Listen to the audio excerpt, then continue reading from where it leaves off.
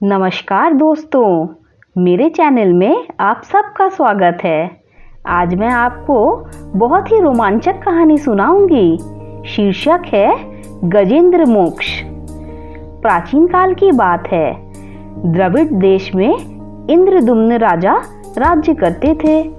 वह भगवान श्री विष्णु के परम भक्त थे।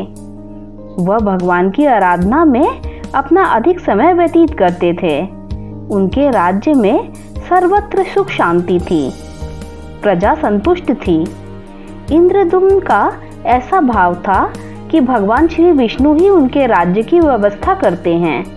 वह कृतज्ञता भाव से अपने प्रभु की उपासना में मगन रहते थे। उन्हें राज्य, कोष, प्रजा तथा पत्नी आदि का किसी का स्मरण नहीं रहता था। राजा इंद्रदुम्न के मन में ईश्वर भक्ति की लालसा दिन प्रतिदिन और अधिक बढ़ती गई। इस कारण उन्होंने राज्य का त्याग कर दिया और वह मलय पर्वत पर रहने लगे। उनका वेश तपस्वियों जैसा था। सिर के बाल बढ़कर जटाएं बन गई थी। एक बार राजा इंद्रदुम्न प्रतिदिन की तरह स्नान आदि करके प्रभु की सेवा में तल्लीन थे। उन्हें ब्रह्म जगत अर्थात अपने आसपास क्या घट रहा है इसका भान न था। उसी समय महर्षि अगस्त्य अपने समस्त शिष्यों के साथ वहां पहुंचे। राजा ध्यानस्थ बैठे हुए थे। उन्हें महर्षि के आने का पता ही नहीं चला। महर्षि का यथोचित स्वागत न होने पर वह क्रोधित हो गए। क्रोध में आकर महर्षि ने राजा इंद्रदुम्न को शाप दे दिया। इस राजा ने गुरुजनों की शिक्षा ग्रहण नहीं की है और अभिमानवश परोपकार से निवृत्त होकर मनमानी कर रहा है। ऋषियों का अपमान करने वाला यह राजा हाथी के समान जड़ बुद्धि है।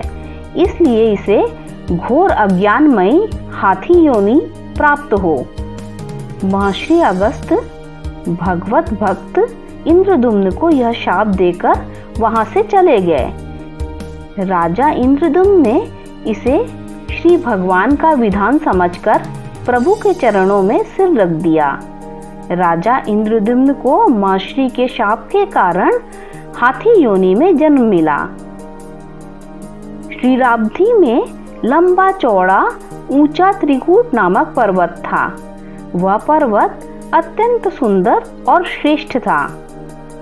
उस पर्वतराज त्रिकूट की तराई में भगवान वरुण का ऋतुमान नामक जल क्रीड़ा करने का सरोवर था, जिसके चारों ओर दिव्य वृक्ष थे।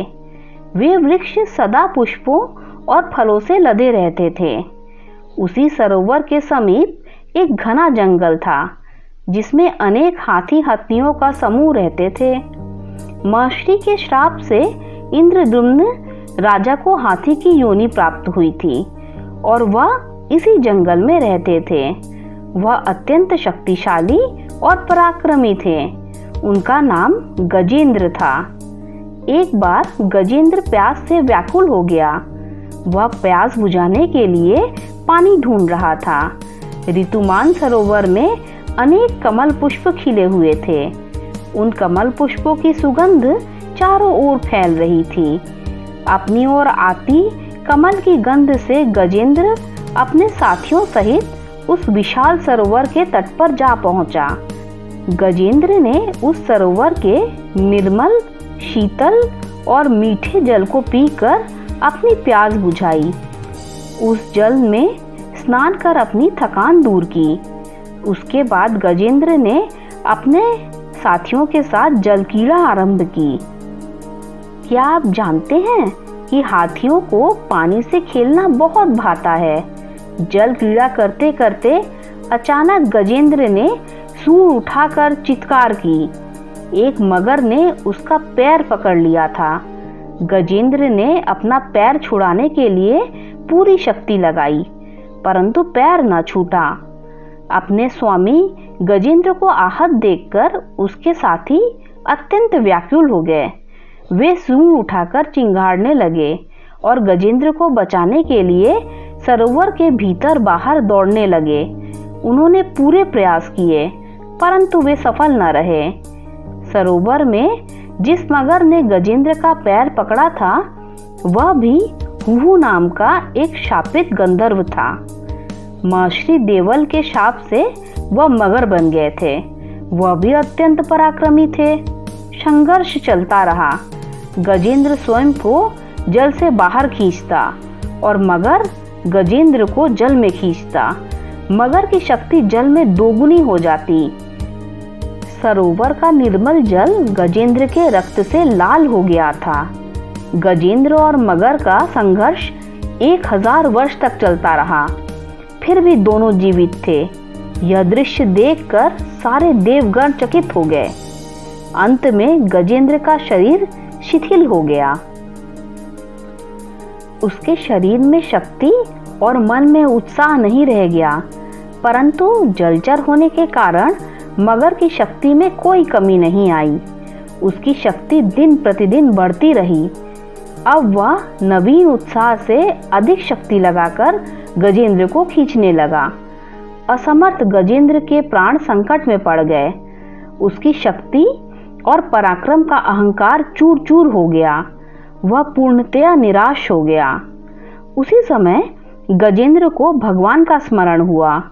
पूर्व जन्म में गजेंद्र द्वारा की गई भगवान श्री विष्णु की भक्ति का स्मरण हुआ और उन्होंने निश्चय किया कि अब वह काल के भय से चराचर प्राणियों की रक्षा करने वाले भगवान श्री विष्णु की शरण में जाता हूँ।